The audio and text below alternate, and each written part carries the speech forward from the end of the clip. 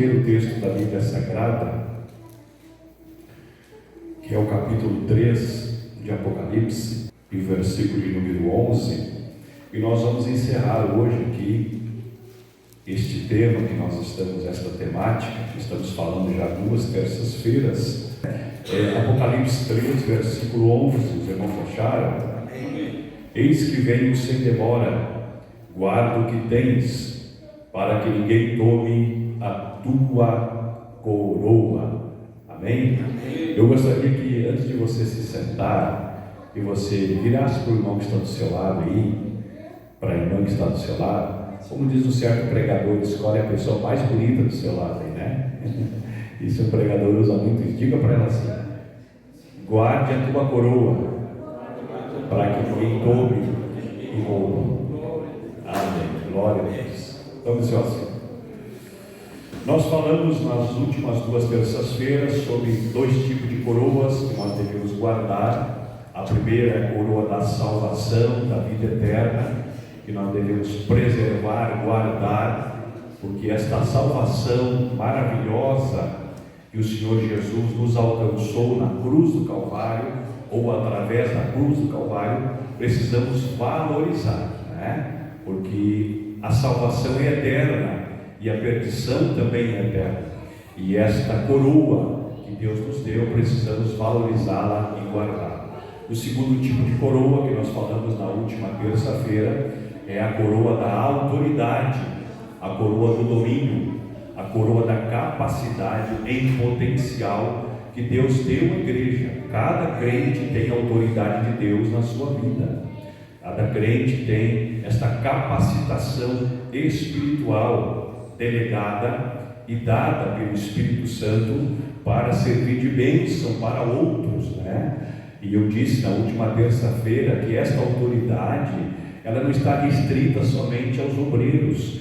Esta autoridade não está restrita somente ao pastor, aos evangelistas, aos presbíteros, aos diáconos, aos auxiliares, ou somente às irmãs do círculo de oração. Não, esta autoridade é para todo crente que crê e que exerce no nome do Senhor Jesus, conforme nós falamos aqui, a autoridade do nome de Jesus, as qualidades do nome dele no último domingo do nosso culto de Natal. E agora, nesta noite, como última coroa, eu quero falar aos irmãos o tipo de coroa que é a coroa da recompensa, do pagamento, do galardão. Eu gostaria aí que o pastor Jeremias abrisse Apocalipse capítulo 22, versículo 12, e depois o evangelista Júlio abra sua Bíblia aí para nós, para nos ajudar na primeira carta de Paulo aos Coríntios, capítulo 15, versículo 58. Nós vamos ler junto com os irmãos, para que os irmãos também possam acompanhar. Pode ler, pastor Jeremias, por gentileza. 22:12. Isto. Eis que cedo venho, e o meu galardão está comigo, para vender a cada um como for a sua obra. Amém. Muito obrigado. Pode ler, evangelista Júlio. Portanto, meus amados irmãos, sedes firmes e constantes, sempre abundantes na obra do Senhor, sabendo que o vosso trabalho não é em vão no Senhor. Muito obrigado. Então aí está, o galardão, o pagamento, a recompensa é segundo a obra de cada um, ou seja, logo o galardão é proporcional àquilo que nós fizemos para Deus. Quanto mais nós fizermos, quanto mais nós trabalharmos para Deus, irmão Marlinho Barbosa, mais o galardão vai ser maior, o pagamento vai ser maior, a recompensa vai ser maior. Por isso que o nosso evangelista Júlio ali leu, né, também, que o nosso trabalho não é vão no Senhor, né? Então tudo que nós fizemos para Deus terá uma recompensa, terá um galardão, né? Deus é fiel, Deus é verdadeiro, porque a Bíblia diz em Malaquias capítulo 3, versículo 16, a Bíblia diz assim, que há um memorial escrito diante de Deus para os que temem ao Senhor e para os que se lembram do seu nome. Ou seja, há um livro de memórias que Deus anota tudo o que nós fizemos para Deus, até uma gota de suor que você derrama, fazendo alguma coisa na obra de Deus, tanto aqui no altar, cantando, pregando, atendendo o departamento, trabalhando aqui na limpeza da igreja, ou alguma atividade que os irmãos, as irmãs exercem na igreja. Tudo isso é registrado lá no céu. Nada passa em vão diante dos olhos do Senhor Jesus Cristo. Eu gostaria de pedir aqui para o nosso auxiliar Zilmar abrir a sua Bíblia para nós lermos juntos, ainda dentro deste fundamento, que nós entendemos que tudo que fizemos para Deus, Deus está vendo e nos recompensa, em Hebreus capítulo 6, versículo de número 10. Porque Deus não é injusto para se esquecer da vossa obra e do trabalho de amor que para com o seu nome mostrastes enquanto servistes aos santos e ainda serves. Amém. Viu? Porque Deus não, muito obrigado. Porque Deus não é injusto para se esquecer de tudo aquilo que você faz. O homem pode esquecer, o pastor pode esquecer, os irmãos podem esquecer, mas Deus não esquece. Deus sempre vai lembrar de tudo que você fez. A Bíblia diz, meus queridos irmãos, certa feita, que o profeta Isaías, ele foi ordenado por Deus para levar a mensagem de juízo ao rei Ezequias, irmão Fábio.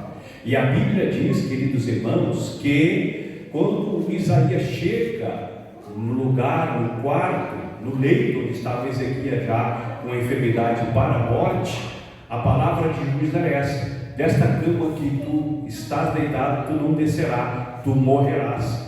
Põe em ordem a tua casa. Já estava decretado, decidido, que o rei Ezequias ia morrer doente. Mas a Bíblia diz que quando Isaías deixou a mensagem, estava saindo do palácio e ainda não havia saído do pátio. A Bíblia diz que Ezequias virou para a parede, chorou e orou ao Senhor e disse: Senhor, lembra da tua beneficência, lembra, pastor Jeremias, das obras que eu fiz, aquilo que eu fiz no teu reino, porque Ezequias foi o que reconstituiu, trouxe o culto de volta para Israel. Ezequias foi o que trouxe novamente a adoração para o culto de Israel. E a Bíblia diz que Deus ouviu a oração de Ezequias e lembrou-se das obras dele e revogou, mudou o dito, mudou o juízo e deu mais 15 anos de vida ao rei Ezequias. Esse é o nosso Deus, que não se esquece das nossas obras. Quantos pode dar glória ao nome dele? É maravilhoso, justo e bondoso. Pois bem, então, baseado nisto, meus irmãos, que as nossas obras estão diante do Senhor, que não são esquecidas, porém as nossas obras, elas serão provadas pelo fogo. A Bíblia diz que as nossas obras vai passar por uma provação, vai ser colocada dentro dos critérios de Deus, para ver se são obras de verdade que agradam o Senhor, baseado nos bens materiais que revelam o fundamento do nosso trabalho. E eu gostaria que você abrisse a sua Bíblia comigo na primeira carta de Paulo aos Coríntios, no capítulo 3 e versículo de número 11 em diante. Aqui o apóstolo Paulo escreve a carta aos irmãos que estavam em Corinto. Primeira carta de Paulo aos Coríntios, capítulo 3, versículo de número 11 em diante. Aqui estão os 5 fundamentos no qual está fundamentada a obra de cada um, porque ninguém pode pôr outro fundamento além do que já está posto, o qual é Jesus Cristo. Então, logo, o nosso fundamento, o nosso alicerce, a base da nossa obra sempre será e é Jesus Cristo. Se alguém sobre este fundamento, que é Cristo, sobre este fundamento, formar um edifício de ouro, prata, pedras preciosas, madeira, feno, palha, a obra de cada um se manifestará, na verdade o dia a declarará, porque pelo fogo será descoberta, e o fogo provará qual seja a obra de cada um. Logo, irmãos, o fogo revelará o teor das nossas obras. Tem que passar pelo fogo, para que as nossas obras, irmão Marli, seja aprovada. Amém? O primeiro bem material aqui, que Paulo mostra desse edifício, deste fundamento que é Cristo, porque o edifício aqui é a casa, a estrutura, somos nós, e Cristo é a nossa base, é o ouro. Ouro, você sabe que o ouro é o material de maior valor comercial. No dia de hoje, a grama do ouro de 18 quilates, ela está mais ou menos em R$600, mas também a grama de 24 quilates de ouro está no valor de 780 a R$810. Olha o valor que é o ouro. E hoje está o quilo do ouro em 810 mil a 812 mil reais. O quilo do ouro. Imagina o valor que o ouro tem, né? É algo que todo mundo luta por ele. Logo, uma aliança de 18 quilates, ela está mais ou menos entre 2.999 a 13 mil reais. Então o valor hoje é um material de maior valor, que os homens matam pelo ouro, os homens traem pelo ouro, os homens perdem a amizade pelo ouro, os homens se corrompem pelo ouro. Mas a Bíblia diz que lá no céu, a nossa cidade não vai ser construída de tijolos, já está pronta as casas. Não é tijolo, não é argamassa, não é ferro, não é brita, não é cimento, mas são casas de ouro, muros de jaspe, chão de ouro. Lá o ouro vai servir de tapete para mim e para você. Aqui nós temos valor ao ouro, mas lá o ouro é maravilhoso no céu. E isso está guardando para aqueles que permanecerem firmes na presença do Senhor. Então logo o ouro fala de tudo que fizemos para a glória de Deus. O ouro fala de tudo que nós fizemos para louvor e honra do seu santo e maravilhoso nome. Evangelista Gessé Quevedo, lê para nós aí 1 Pedro 1:7. A Bíblia fala do ouro que é provado pelo fogo. Glória a Deus. 1 Pedro 1:7. Pode ler por gentileza. Para que, uma vez confirmado o valor da fé que vocês têm, muito mais preciosa do que o ouro perecível, mesmo apurado pelo fogo, resulte em louvor, glória e honra na revelação de Cristo Jesus. Amém. Muito obrigado. A minha tradução é um pouco diferente, diz assim: para que a prova da vossa fé, muito mais preciosa do que o ouro que perece, é provado pelo fogo, e se ache louvor e honra e glória na revelação de Jesus Cristo. Ou seja, quanto mais fogo, mais o ouro é purificado. O ouro é o único material que, quando é submetido ao fogo, mais ele é purificado, mais ele é puro, mais ele brilha, mais ele revela o seu valor.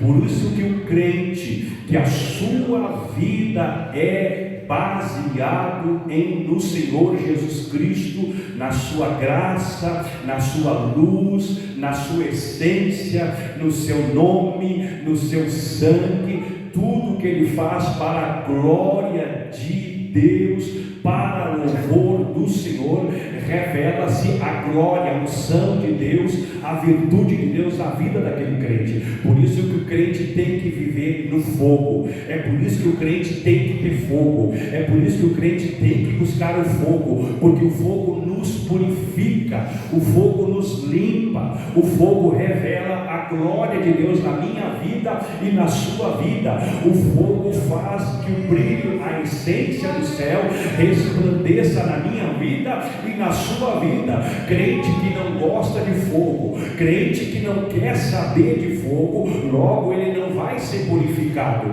logo não vai resplandecer a glória de Deus na sua vida. Quantos estão aqui para dar glória ao nome do Senhor Jesus? Faça para a glória de Deus, e a glória de Deus vai revelar-se e manifestar-se na sua vida. Bendito seja o nome do Senhor para sempre. Glória a Deus. Glória a Deus. Mas ele fala também, além do ouro, que é o material de maior valor comercial aqui na terra, ele fala também da prata. Prata também é um material de valor, e prata fala da redenção de Cristo em nós pelo seu sangue. Então, tudo que nós fizemos debaixo, coberto pelo sangue redentor do Senhor Jesus Cristo. Glória a Deus. Eu gostaria que o nosso presbítero Jair Leite lesse para nós aí carta aos Efésios, capítulo 1, versículo 7, que fala a respeito da redenção, da libertação, do resgate do sangue do Senhor Jesus sobre a minha vida e sobre a sua vida. Pode ler, querido companheiro, em nome de Jesus. Efésios 1 e 7, né? Isso, 1 e 7. Em quem temos redenção pelo seu sangue e remissão das ofensas, segundo a riqueza da sua graça. Então, redenção, libertação, resgate, redimir, tirar da condenação do pecado. Foi isto que Jesus fez pelo seu sangue. Nós conquistamos a redenção, a libertação, o nosso resgate, porque nós éramos prisioneiros do pecado e do mundo. Nós estávamos presos nas mãos do diabo, mas quando Jesus com seu sangue pagou as nossas ofensas, a nossa dívida com os céus, com Deus, através de Cristo, alcançamos a redenção eterna. Então, querido irmão e irmã, tudo que nós fizemos baseado no sangue de Cristo, referente à obra do Senhor, tudo é escondido na cruz de Cristo. Se o irmão, se a irmã tem um dom especial, como muitos irmãos nas nossas igrejas, tem um dom de cura, tem um dom de maravilhas, outro tem dom de evangelização, outro tem um dom de visita, outro tem um talento para pregar, para administrar, para ensinar, para tocar, para cantar, outro tem aquela capacidade de se comunicar e de conquistar vidas para a obra de Deus. Tudo isso deve ser debaixo do sangue de Cristo. Não é para a glória do homem, não é para o louvor do homem, não é para o homem se achar importante, grande, especial, não, mas é tudo debaixo do sangue de Cristo, porque debaixo do sangue de Cristo os nossos pecados é purificado. Bendito seja o nome do Senhor para todos sempre. A história diz a respeito do grande reformador Martinho Lutero, que todos sabem a história deste homem que estava no seminário estudando para se tornar um sacerdote, um padre, um monge, mas ele, lendo a palavra de Deus, buscando a Deus em oração e em jejum, descobriu que o justo viveria pela fé. E através da busca, da leitura da palavra, ele então mudou o seu pensamento a respeito da graça de Cristo derramado sobre os homens. Todos sabem que Martinho Lutero foi o homem que fez a reforma protestante. Eu acho que agora está em 505 anos, acho, não é mais, eu acho, é 500 e poucos anos, né? Que é a reforma protestante. E foi ele que lá no castelo de Wittenberg, ele pregou lá as 96 teses, né? A respeito do que a palavra de Deus ensinava, porque naquela época os católicos, eles não tinham acesso à leitura da palavra de Deus, e todos os adeptos do catolicismo pregavam falavam a respeito da indulgência, que para você conquistar a salvação, você tinha que pagar penitências, tinha que fazer sacrifício, pagar votos, e não era através da graça de Cristo, mas Martinho Lutero descobriu que o justo viveria pela fé e pela graça em Jesus Cristo. Depois disso, ele tornou-se um grande pregador e foi um dos grandes tradutores da Bíblia para a língua alemã, porque ele era um alemão. Este homem produziu obras extraordinárias, senhores obreiros, para o Senhor Jesus. E a história diz, queridas irmãs e irmãos, que ele estava no leito de morte já, para morrer. E de repente Satanás se materializou e apareceu para ele. E disse: tu tem um nome grande, tu é famoso, tu fez muitas coisas para o teu Deus, porém tu é um pecador, tu é falho, tu é cheio de defeitos. Irmão Claudio, e começou a apontar os defeitos dele. E disse: agora o que tu vai fazer? O que tu vai dizer? Tu está pronto para morrer? Tu já está à beira da morte, porém tu é um pecador, tu é um homem cheio de falhas. E Martinho Lutero pegou uma folha de papel e disse para Satanás: realmente, tu tens razão, eu sou um homem cheio de falhas. E disse para ele: coloca aí nesta folha, dos dois lados, todos os meus pecados e todas as minhas falhas. E Satanás escreveu uma lista de pecados de um lado e de outro lado e entregou na mão dele: aqui estão os teus defeitos, aqui estão as tuas falhas, aqui estão os teus pecados.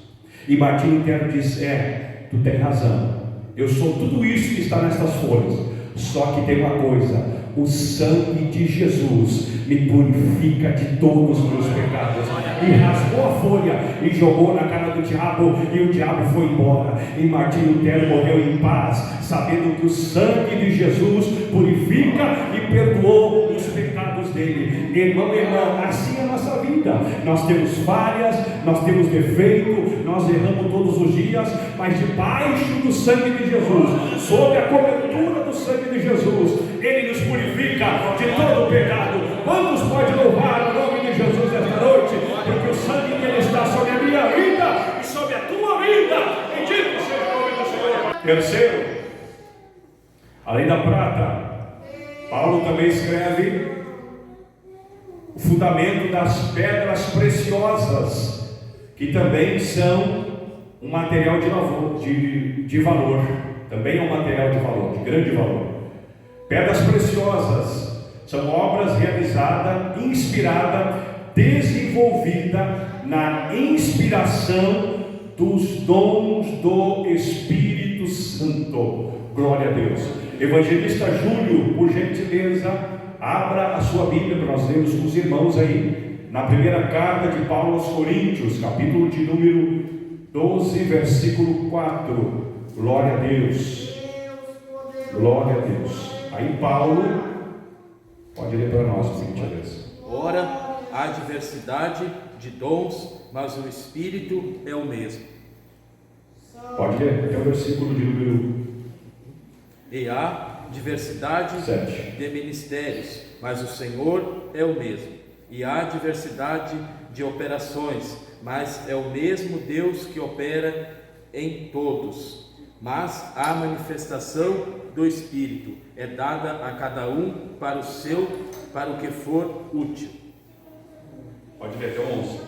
Porque a um pelo Espírito é dado a palavra da sabedoria, e a outro pelo mesmo Espírito a palavra da ciência, e a outro pelo mesmo Espírito a fé, e a outro pelo mesmo Espírito os dons de curar, e a outro a operação de maravilhas, e a outro a profecia, e a outro o dom de discernir os espíritos, e a outro a variedade de línguas, e a outro a interpretação das línguas. Mas um só é o mesmo Espírito, opera em todas as coisas, repartindo particularmente a cada um como quer. Amém. Muito obrigado.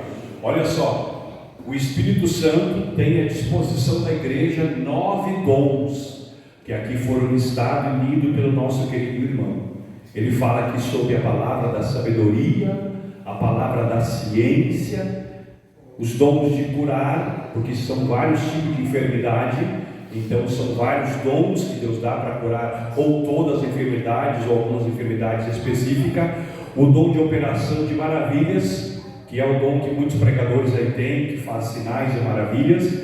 O dom de profecia, o dom de discernir os espíritos, que este dom é necessário hoje no meio da igreja para discernir se o espírito é de Deus e não é, né? E isso pode ajudar inclusive para discernir as profecias.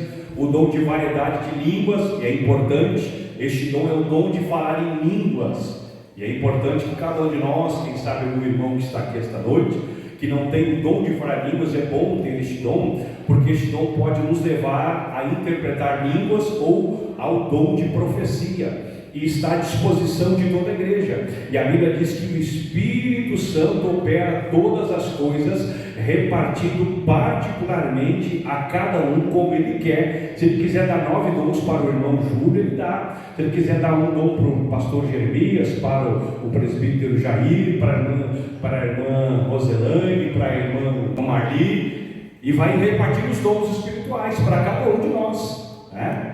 A sabedoria, irmãos, o dom da sabedoria aqui é diferente do conhecimento, né? O conhecimento se adquire estudando, buscando, se especializando, se informando. Agora a sabedoria que vem do alto, ela é diferente. Ela vem para promover as coisas de Deus, porque muitas vezes a pessoa pode ter um vasto conhecimento, mas ser altiva, ser soberba, ser arrogante, achando que pode pisar em todos e todos. Olha a diferença da sabedoria que vem do alto. Eu gostaria de levar-lhes a leitura que está em Tiago. Vamos ler, nós estamos aqui no culto de ensinamento da palavra de Deus. Então é importante que cada um de nós, cada ministro, quando for ministrar aqui, vamos levar à igreja, os irmãos presentes, a leitura da palavra, né? Porque aqui no capítulo de número 4, no capítulo de número 3, melhor dito, aqui o apóstolo Tiago, meu irmão de Cristo, ele nos mostra os fundamentos e elementos que confirmam e consolidam a sabedoria que vem do alto. Vem para nós, evangelista Gessé, capítulo 3, versículo 17. Mas a sabedoria lá do alto é primeiramente pura, depois pacífica, gentil, amigável, cheia de misericórdia e de bons frutos, é imparcial, sem fingimento. Amém. Obrigado. Então, como eu disse, aqui estão os fundamentos, os elementos que confirmam, consolidam a verdadeira sabedoria que vem do alto. Primeiro, ela é pura, ela é limpa. Segundo, ela é pacífica, ela é amiga ou amigo da paz, que produz tranquilidade. Ela é mansa, produz sossego na vida de quem tem esta sabedoria.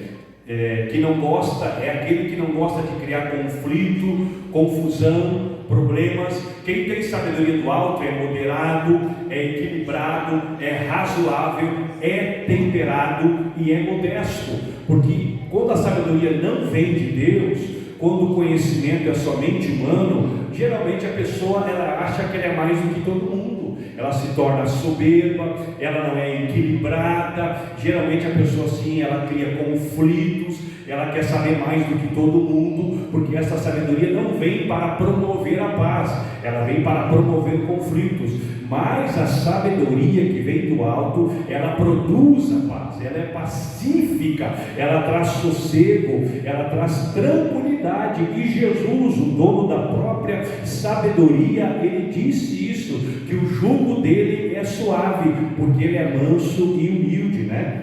Também diz que é tratável, que pode tratar, é acessível, é cordial, educado, serviçal, que está sempre disposto a fazer, a trabalhar, a ajudar, né? A pessoa que tem sabedoria do alto, irmãos, ela é acessível, é fácil de lidar com ela.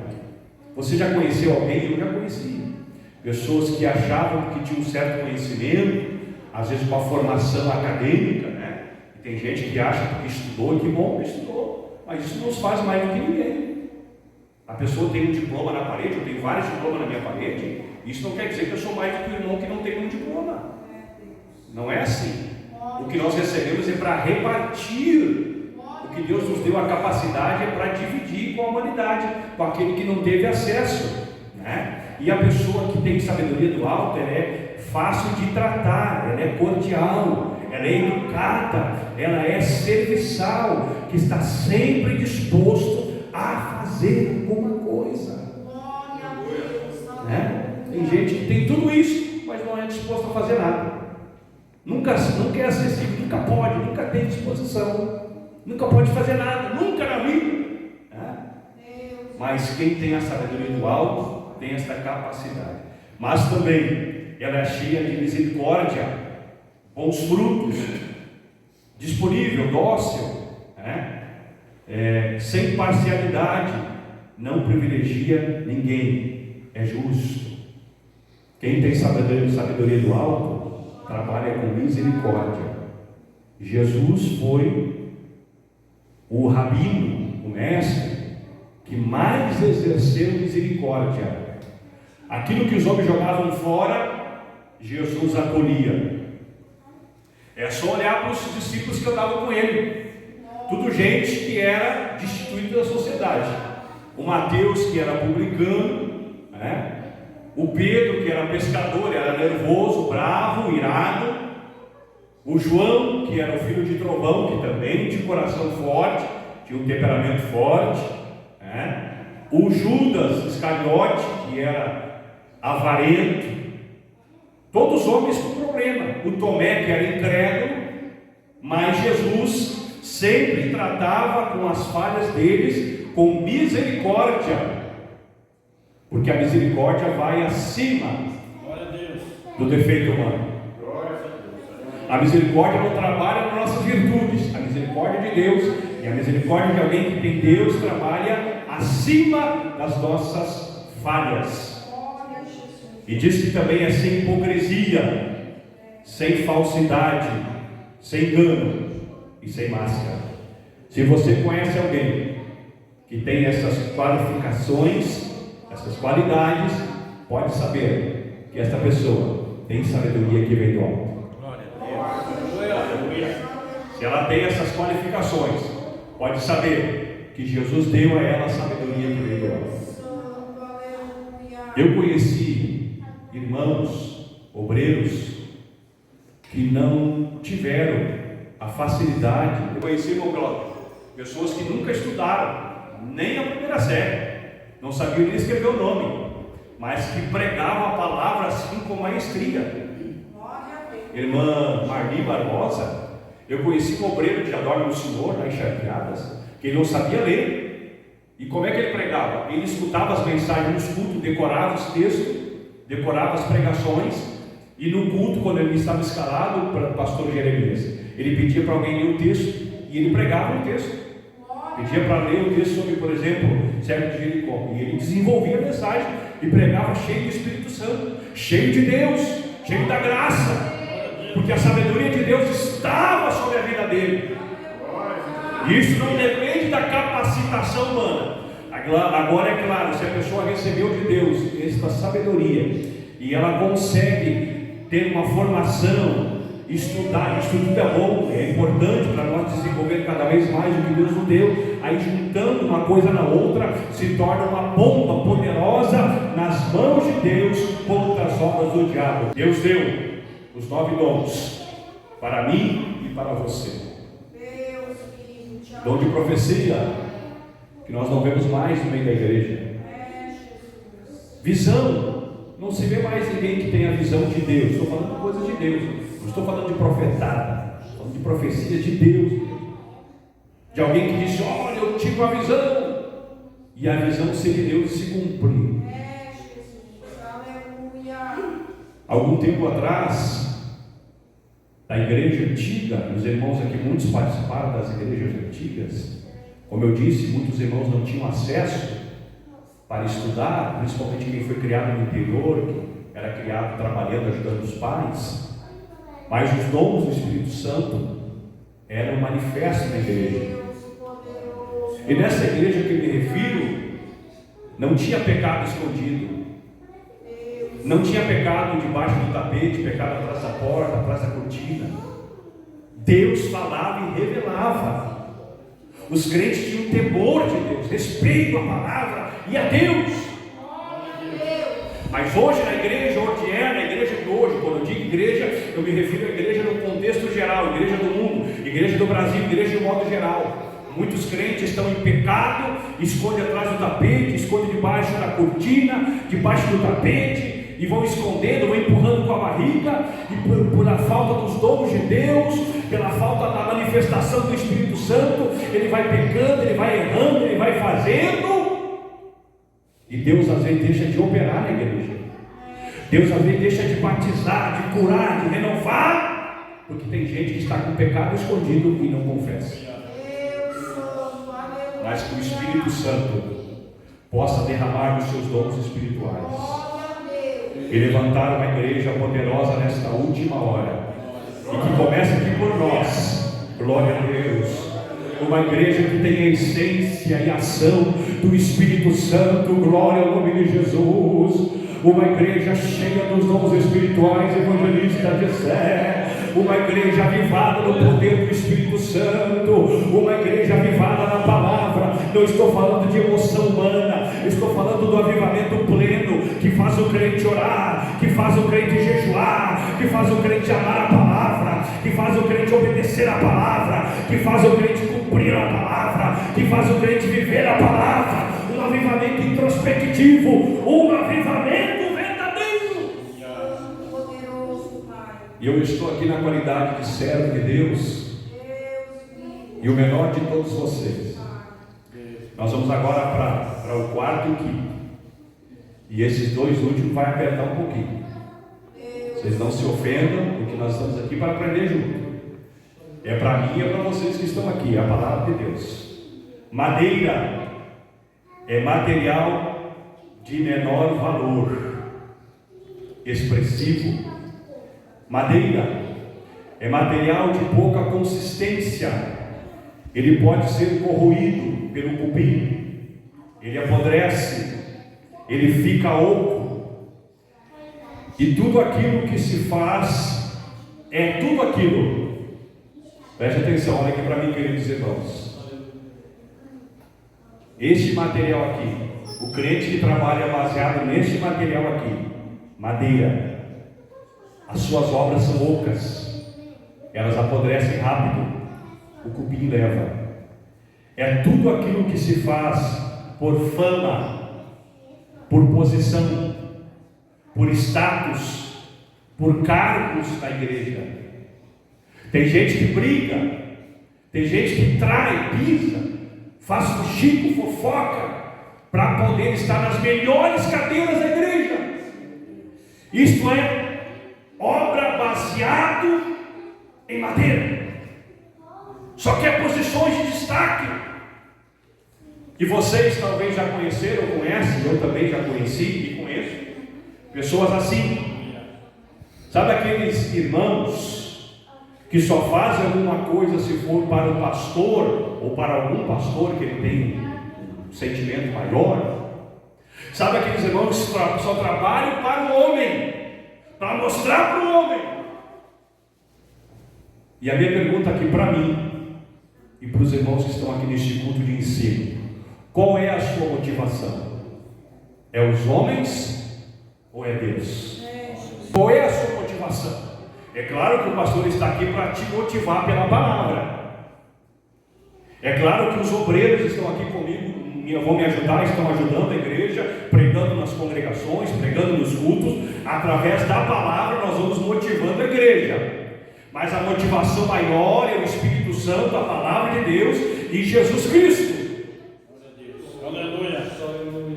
Então, quem trabalha com motivação baseada em homens, em posições, em cargos, em status humanos, não tem nenhum galardão. Estas obras, o fogo vai pegar e vai terminar. Porque madeira vira cinza. Madeira termina, fogo pegou, termina. Vira carvão, vira cinza. Então, igreja, irmãos queridos que estão aqui, eu e você, façamos para Deus.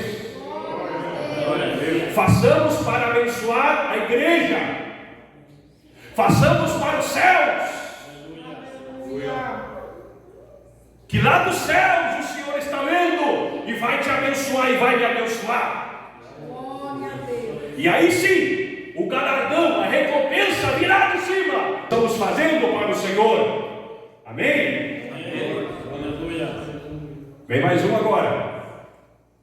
O feno e a palha. Esses dois materiais são da mesma classe de material totalmente perecível. Quando o fogo pega ou o calor pega, derrete rápido no ali e vira cinza. O calor pegou, já vira cinza. O vento espalha e logo leva para longe. Logo já cai no esquecimento. Não fica nada. Então, queridos irmãos, aqui se enquadra também aqueles que não fazem, atrapalham quem quer fazer. Tem aqueles que não querem fazer e atrapalham quem quer fazer ainda. A sua obra, o seu trabalho, semelhante à feno e à palha, é como o vento que vai dissipando, espalhando, soprando o mal, levando para bem longe. Glória a Deus. E às vezes quem tem a sua obra fundamentada em palha, em feno, as suas obras é baseada em mentiras, fofocas, picuinhas, disse-me disse, murmurações, que alguém diz que é igual ao zumbido da abelha. Até o zumbido já assusta a gente. E murmuração é guerra dele. Vai espalhando o zumbido. E o veneno vai pegando. E o murmurador vai trabalhando para o diabo, para o mal, contra a obra e contra Deus, e contra a obra de Deus. Viu o pastor Arthur Quevedo? A administração dele, tudo errado, nem assim que se faz. Viu o irmão fulano, ciclano, Bertrano, Megano? Viu o ciclano de tal? Vai espalhando o mal. Vai inflamando uns aos outros. E sabe qual é o pior de tudo isso? É que vai danificando, alterando os sentimentos e os propósitos dos irmãos. Às vezes tem irmãos que têm um coração bom, Jesus salvou ele tem o desejo de fazer algo para Deus, mas o mal vai vindo através de alguém, e aquele irmão que tem um coração bom vai se estragando também, vai dando ouvido à murmuração, irmãos. Tenhamos cuidados, queridos irmãos. Tenhamos cuidados para não entrar neste balaio do gato, para não trazer a maldição para nossas vidas, para nossa casa, para o nosso ministério que Deus nos deu, com a murmuração, que na verdade é um tipo de rebelião também. A murmuração também é uma rebelião, porque quem murmura já está se rebelando. A igreja, a liderança, aqueles que estão à frente da obra. 1 Samuel 15, 23 fala isso, que a rebelião é semelhante ao quê? Ao pecado do quê? Feitiçaria. Imagina um crente dentro da igreja, batizado nas águas, tomando Santa Ceia, cantando no coral, usando o altar, praticando feitiçaria. E será que feiticeiro entra no céu? Não entra? Nós vamos ler aqui. Apocalipse 22, 15. Porém, ficarão de fora os cães, os feiticeiros, e os que se prostituem, e os homicidas, idolatram e qualquer que ama e comete a mentira. Amém. Ficarão de fora, obrigado. Os cães. Quem são os cães aqui? São aqueles que comem tudo que a imundícia. O cão come tudo que a imundícia. O cão de rua, então, come lá sujeira, come o que tiver no lixo. Existem muitos cães que comem tudo que é sujeira, tudo que é porcaria, engolem tudo que traz para ele. São cães. Os feiticeiros, que aqui se enquadram na rebelião. Os que se prostituem. Os homicidas. E aqui os homicidas, queridos irmãos, os homicidas aqui, não é só aquele que está com uma faca, dá um tiro. Os homicidas aqui se enquadram no que João escreveu na sua epístola, que muitos matam seu irmão com a sua língua. Está na Bíblia isso? Alguém acha para mim depois para nós ler? Está na Bíblia. Não é o pastor Arthur que está inventando. Já está escrito aqui há muitos anos. Jesus trazendo esta revelação a João. Acha para nós isso? É em João. Tem muita gente que mata, assassina o seu irmão com a sua língua, que é pior que uma faca, que uma foice, que uma espada, que uma arma, e vai acabando com a vida de todo mundo. Esses se enquadram aqui nos homicidas. E a Bíblia diz que não herdarão, ficarão de fora. Não vai entrar no céu. Então, queridos irmãos, Deus usa 3 instrumentos para medir, para pesar e para alinhar as nossas vidas. A minha vida primeiro e a sua vida.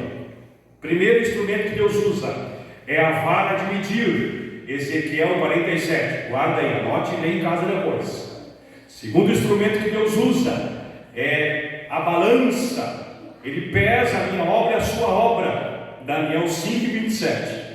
Terceiro instrumento que Deus usa e que alinha a minha vida e a sua vida é o prumo. Está em Amós 7, 7, 8. Deus mede a minha vida e a sua vida com a vara de medir. Deus pesa as minhas obras e a sua obra na balança de Deus. Deus alinha a minha vida, a tua vida, se a nossa vida está em retidão com o prumo que Deus usou nas mãos de Amós. Então, queridos irmãos, não sou eu que julgo, não é a igreja que julga, mas é a palavra de Deus, é o Espírito Santo através da palavra, é Jesus Cristo através da palavra, porque as nossas obras serão provadas pelo fogo. E aqui já foi lido Apocalipse 22, 12.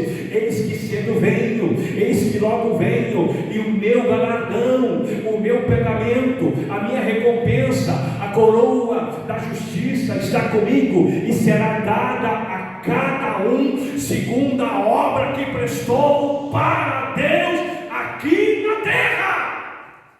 Aleluia, aleluia. Então tudo que nós façamos sem murmuração, porque fazer reclamando também não adianta. Se é para fazer reclamando, irmão, não tem galardão também. Tem que fazer com alegria. Está doendo? Faça com alegria. Está gemendo? Vai com alegria. Não murmure, não reclame. O que a Bíblia nos ensina? Em tudo, faça o quê? Reclame. Dai graça, porque essa é o quê? A vontade de Deus para aqueles a quem Ele ama. Então, querido irmão e irmã, tenha certeza que quando o fogo de Deus queimar a minha vida e a sua vida, Ele vai queimar tudo isto. Ele vai queimar a palha, Ele vai queimar o ouro, Ele vai queimar a madeira, Ele vai queimar o feno, Ele vai queimar as pedras preciosas, Ele vai queimar a prata, vai queimar a nossa carne, tudo aquilo que não presta Ele vai queimar, porque a Bíblia diz em Hebreus 12, 29, porque o nosso Deus é um fogo consumidor, consome o pecado, consome aquilo que não presta, consome a murmuração, consome a mentira, consome a fofoca, consome o disque-disque, consome a carne e nos habilita para morar no céu com o Senhor, com Quantos podem louvar o nome de Jesus? Porque Ele está aqui nesta noite, glória a Deus. Vocês viram quantas coisas a palavra nos mostra que nós devemos, eu devo mudar a minha vida e você também? Começa por mim. Nós temos que mudar. Porque para chegar no céu não adianta eu pegar a minha credencial que eu tenho de pastor aqui e dizer: Senhor, eu estou na porta do céu, deixa eu entrar porque eu sou pastor. Isso não vale nada. Se Jesus não estiver na minha vida, não adianta ser pastor, evangelista, presbítero, diácono, auxiliar, o que seja que for. Se Jesus não estiver na vida do homem, pode ter cargo, título, posição. O que salva o homem não é isto. Porque tudo isso que Deus nos deu é para trabalharmos para o Senhor. Em Apocalipse, estou encerrando aqui. Em Apocalipse, você vai ver que quando a Bíblia se refere aos crentes da terra, a Bíblia chama nós de santos, os justos, os eleitos. Não chama pelo nome de ninguém. Os meus filhos, os meus santos, separados para Deus, separados exclusivamente para o Senhor. E é isso que a Bíblia diz que o Senhor busca do céu, um justo sequer, mas Ele não acha ninguém. Só que pelo detalhe, a misericórdia, a graça, a bondade, as virtudes do céu se manifesta em homens pecadores como eu e como você, e a graça de Deus vai nos moldando, vai nos envolvendo, e mesmo com as nossas falhas, e mesmo com as nossas fraquezas, Deus vai nos aperfeiçoando, Deus vai nos usando, e quando nós chegarmos lá, o galardão estará garantido. Quantos podem louvar a Deus por esta coroa que Deus tem trazido para você? Vamos ficar de pé em nome de Jesus. Dê para nós, por gentileza, pastor Jesus. 1 João 3,15. Qualquer que aborrece seu irmão é homicida. E vós sabeis que nenhum homicida tem permanentemente nele a vida eterna. Não sei se é essa. Isso aí. Qualquer que aborrece seu irmão é homicida. É homicida. Mata, assassina. E ele tem o que mais? Não tem? E vós sabeis que nenhum homicida tem permanentemente nele a vida eterna. Não tem a vida eterna. Matou, não tem céu para ele. Então, irmãos, querida igreja, nós estamos aqui no estado, com exceção do nosso querido irmão Alexandre, que é mineiro, né? É isso? Cuiabano. Com exceção dele, todos nós aqui somos gaúchos. Ou tem mais alguém aqui que não é do estado gaúcho aqui? Mais alguém que não é gaúcho? Não? Ah? Não, todos são gaúchos. E como é que é o gaúcho? Como é que é o gaúcho? O gaúcho é brabo, né? O gaúcho é gaúcho, não é só o homem, a mulher também. O gaúcho também é. Nós temos esta natureza adâmica e gaúcho em nós. Porque o gaúcho ele é mais turrão, o gaúcho ele é mais grosso. E lá para a fronteira é pior ainda, que chamam que é o gaúcho que nem grosso dentro de troncado, né? Que é grosso, matuto. Essa natureza está em mim e em você. E não é porque nós somos crentes que nós não temos ela em nós. Nós temos é que ter equilíbrio. Ah, pastor, mas eu sou Silva. Ah, mas eu sou Nunes. Ah, mas eu sou Quevedo e comigo é assim. Bateu, levou. Não, senhor. A Bíblia não ensina assim. Não mexa comigo que eu sou que nem abelha, que nem marimbondo. Eu taco o ferrão. E dói o ferrão, né? Não, eu sou nervoso. Mexeu comigo, eu levanto meu braço. Não levanta não. Porque Jesus ensinou. Se te bater numa face, devolve o soco. Como é que está na Bíblia? Oferece a outra. Se te pedir a capa, oferece a túnica. Mas é assim, irmãos. Tem gente que tem esse ditado com o Gabriel que está brincando com nós, né? Você tem uma vez. Tem gente que é assim. Eu sou crente, mas meu facão não é. Eu sou crente, mas meu braço não é. Mas não interessa, eu não sou crente. Deus pega um homem zarrão que nem o irmão Claudião aí, outros que nem eu, e outros homens grandes aí de tamanho, porte físico, maior do que nós, e se torna uma criança. E vira uma criança, um bebê na presença de Deus. Glória a Deus. Assim é a palavra. Glória a Deus. Quando quando ela vem assim com sustento, quando ela vem bem salgada, bem temperada no marido, ela nos sustenta. Glória a Deus. Nós vamos orar agora. Eu quero convidar você, meu irmão, minha irmã, a sair do seu lugar, vir aqui à frente. Deus, aleluia, glória a Deus. Espírito Santo está aqui. Aleluia. Como você está lá de um irmão abençoado do seu lado aí, que você quer morar no céu com ele, eu gostaria que você chegasse perto do irmão, o pastor Jeremias chega perto desse irmão aqui, aí, e você colocasse a mão no ombro dele, está muito quente para abraçar, né? Pode colocar a mão assim, ponta no dedo, toca nele, pode ser que você chegar no céu ganhar um galardão, porque a igreja de Amaral Ferradura está aqui para trabalhar para Cristo. Jesus tem bênçãos para você, meus irmãos que estão trabalhando ao longo dos anos, você que está com os cabelinhos brancos, de tanto trabalhar, você que já está cansado, você que já vem há tempo. Eu sei que aqui muitos irmãos, a maioria aqui, com exceção de mim, do pastor Jeremias, aqui da irmã, os demais irmãos têm o seu trabalho secular, trabalhado hoje o dia inteiro, estão aqui cansadinhos, sem trabalho voluntário na obra, mas saiba que tudo isso que você faz lá no céu, o Senhor vai te pagar. O pastor não tem como te pagar, o pastor não tem como te recompensar. O máximo que eu posso fazer é te dar parabéns, e que bom, que bênção que você fez, mas o verdadeiro pagamento vai ser lá no céu, aleluia, e o Espírito Santo vai te recompensar. A coroa do galardão, permaneça fazendo, vai fazendo para o Senhor. Vamos fechar os olhos agora, porque o Espírito Santo está aqui, aleluia, para galardoar, para te pagar lá naquele dia. Aqui também feche os seus olhos. Alabagandarabashuri kandarabagandaraia, urabagandarabacaxandarabagandaraia. Aleluia, aleluia, aleluia, aleluia.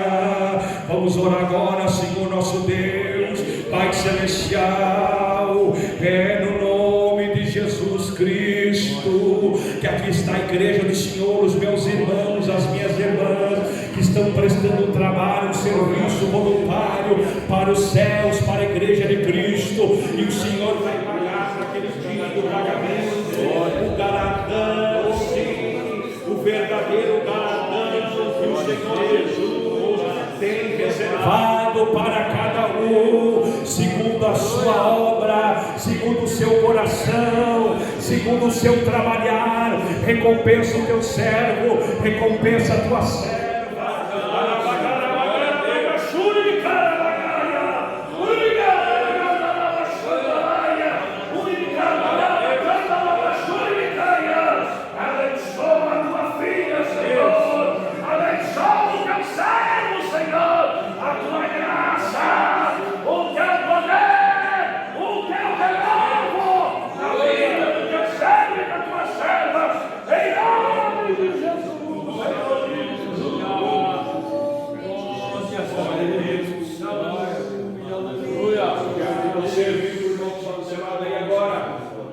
Diga para ele, vamos juntos chegar no céu. Trabalhando